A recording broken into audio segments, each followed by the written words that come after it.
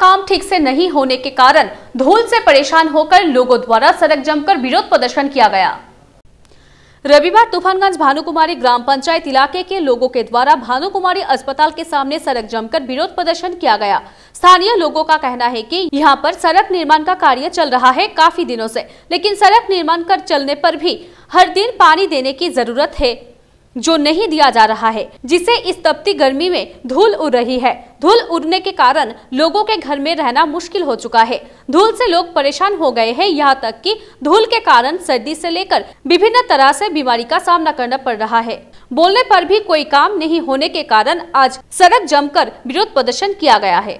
জল ঠিকঠাক দেওয়া হচ্ছে না, এত ধুলো, পেশেন্টের অসুবিধা আছে, হসপিটালে বেডে পেশেন্টরা শুয়ে থাকতে পারছে না। এত জলে যদি জলটা ঠিকঠাক করে দেয় তাহলে এই অসুবিধাটা হবে না। ঠিক আছে, দিনে 3 বার জল দিতে চেয়েছিল কন্ট্রাক্টর, সেখানে 1 বার জল দেওয়া হচ্ছে। এতে সাধারণ পাবলিকের অসুবিধা হচ্ছে, আমাদেরও অসুবিধা হচ্ছে। ঠিক আছে, এর জন্য আমরা পথ অবরোধ করেছি। আশা করি এই জলটা দিনে যদি 3 বার করে দেওয়া হয় তাহলে আমাদের আর কোনো দাবি থাকবে না।